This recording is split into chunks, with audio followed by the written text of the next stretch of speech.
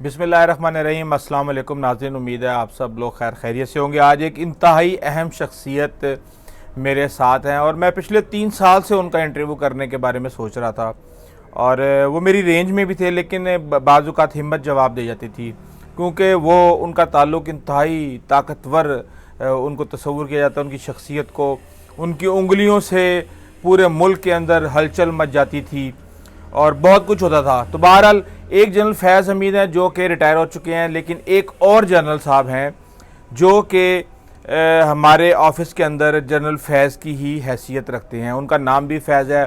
3 سال پہلے کی بات ہے جب جنرل فیض اس ملک کے منظرنامے کے اوپر چھائے ہوئے تھے اور وہ پورے ملک کے اندر ایک خوف کی علامت تھے، اور ان کے بارے میں لوگ بات کرتے ہوئے ارد گرد دیکھتے تھے اور پھر بھی بات نہیں کرتے تھے کہ دیواروں کے بھی کان ہوں گے، اور جناب جنرل صاحب کو یہ بات پہنچ گئی تو وہ آپ کو ایسا عبرت کا نشان بنائیں گے کہ آپ کی 14 نسلیں یاد رکھیں گی۔ کیونکہ وہ اتنے طاقتور شخص ہیں کہ انہوں نے 3 دفعہ وزیر اعظم رہنے والے شخص کو ایسے ناکو چنے چبوائے کہ وہ عمران خان کی آنکھوں کا تارا بن گئے۔ ہمارے آفس کے اندر جہاں میں کام کرتا ہوں، ہمارے بگ باس کے ہر دل عزیز ان کے ساتھ ہوتے ہیں اور ان کا نام ہے فیض۔ ان کے اشارے کے بغیر نہ تو اس آفس کے اندر کسی کو چائے مل سکتی ہے، اگر وہ چاہیں تو سارا دن آپ گندی ٹیبل پہ بیٹھیں گے اور آپ کے ارد گرد گند بکھرا ہوا ہوگا، اگر وہ چاہیں گے تو آپ کو کھانا ملے گا اور اگر وہ چاہیں گے تو آپ کو کھانا نہیں ملے گا۔ اس طرح کی بہت سی ان کے پاس طاقتیں تھیں، اور میں نے جب یہ صورتحال دیکھی تو میں نے ان سے پوچھا کہ بھائی آپ کا نام کیا ہے؟ انہوں نے کہا میرا نام ہے فیض، اور اس کے بعد میرے منہ سے ہمیشہ یک لخت ایک ہی نام نکلا کہ جنرل فیض کدھر ہیں، اور وہ ہیں ہمارے جنرل فیض، اور وہ بہت ہی با اختیار ہیں۔ آج آپ کی ان سے بات کرواتے ہیں۔ جنرل صاحب آئیں، ذرا یہاں پہ تشریف لائیں۔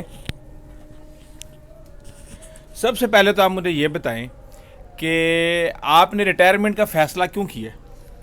بس جی یہ ملک کے حالات دیکھ کر اس وجہ سے میں نے یہ فیصلہ کیا۔ ملک کے حالات کیا؟ ملک کے حالات تو کیا ہو گیا؟ ملک کے حالات عمران خان نے جی بہت زیادہ خراب کر دیے ہیں۔ آپ نے تو عمران خان کو اتنا سپورٹ کیا، آپ نے اس کے پیچھے اپنے باس کا بیڑا غرق کر دیا۔ بس وہ میری ایک بے وقوفی تھی، اس لیے آج آپ کو احساس ہو گیا کہ وہ آپ کی بے وقوفی تھی؟ ہاں جی بالکل۔ نہیں، اگر آپ خود بگ باس بن جاتے تو پھر بھی آپ کو لگتا کہ یہ میری غلطی ہے، یا پھر آپ کے خیالات کوئی اور ہوتے؟ نہیں جی نہیں، حالات وہی رہنے تھے۔ اچھا، ذرا تھوڑا سا ادھر آئے نا، چہرہ ادھر دکھائیں نا، آپ قوم کو اپنا چہرہ دکھائیں۔ اچھا، مجھے آپ ایک بات بتائیں کہ جب آپ 3 دفعہ کے وزیر اعظم کو ٹھڈے مار کے اس ملک سے نکال رہے تھے تو اس وقت آپ کے کیا جذبات تھے؟ کیا محسوس کرتے تھے آپ؟ اس وقت تو میرے پاس پاور تھی نا، اچھا، اس وجہ سے۔ نہیں تو پاور تھی تو پھر آپ نے کیا سوچا کیا کہ یار میں اس کو کیوں نکال دوں؟ غصہ تھا؟ کوئی عمران خان سے محبت کر رہی تھی؟ کیا چکر تھا؟ غصہ نہیں تھا، عمران خان سے پہلے محبت ہی تھی۔ اچھا، تو نہیں عمران خان کیا کہتا تھا آپ کو؟ کیا کرے گا؟ بس بھائی جنرل بنائی رکھے گا۔ اب اچھا، دیکھو اس کے نے مجھے ریٹائر کروا دیا۔ آپ کے خیال میں آپ عمران خان کی وجہ سے ریٹائر ہوئے ہیں؟ ہاں جی، کیوں؟ بس دیکھیں نا نہیں، عمران خان نے کیا غلط کیا؟ آپ کا نام لے کے پہلے ہی آپ کو متنازعہ کر دیا، یہ کیا کیا آپ؟ یہی کہ اس نے میرا پہلے ہی نام لے کر مجھے پہلے جنرل بنوا دیا۔ اب جنرل کی سیٹ سے جب اس نے مجھے ریٹائر کروا دیا ابھی۔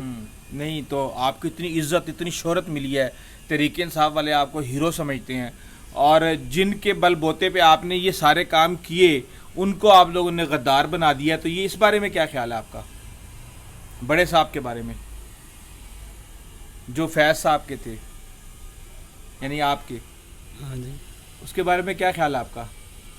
اچھا خیال ہے۔ اچھا خیال ہے۔ آپ دیکھ رہے ہیں یہ وہ والے جنرل فیض لگ ہی نہیں رہے جو 3 سال پہلے گرجتے تھے، برستے تھے، جن کے اشاروں پہ جو ہے پاکستان کی تمام سیاست جو ہے وہ اپنا سفر طے کرتی تھی۔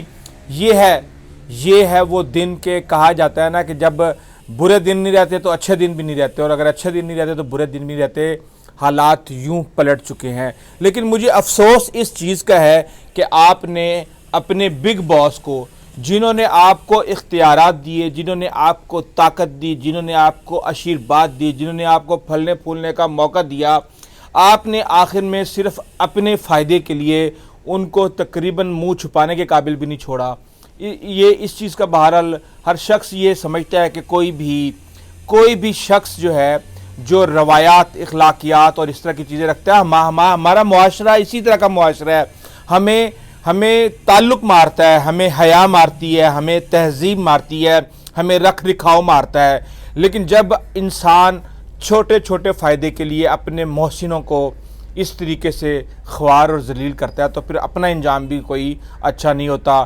جنرل صاحب، آپ کو قوم انشاءاللہ یاد رکھے گی، اور آپ کا جو اس ملک کی تاریخ کے اندر جو آپ کا رول ہے اس کو بھی یاد رکھا جائے گا، اور ابھی آپ کے بارے میں بڑی بڑی کہانیاں آئیں گی۔ اگر آپ یہ سمجھتے ہیں کہ آپ ریٹائر ہو گئے ہیں تو اس طرح نہیں چلے گا۔ آپ نے بہت نقصان پہنچایا، آپ نے ادارے کو بھی نقصان پہنچایا، آپ نے ملک کی سیاست کو بھی نقصان پہنچایا، آپ نے اب ایک طرح سے پاکستان کی سالمیت کو اس وقت نقصان پہنچتا ہے جب اس کی سالمیت کے ضامن جو ادارے ہیں ان کے وقار کو نقصان پہنچتا ہے۔ بہرحال میں نے آپ کو باتیں سنوائی جناب جنرل فیض صاحب کی کہ اس وقت ان کے کیا مزاج تھے اور آج ان کے کیا مزاج ہیں۔ بدلتا ہے رنگ آسماں کیسے کیسے۔ آئندہ تک اجازت دیجیے، اللہ حافظ۔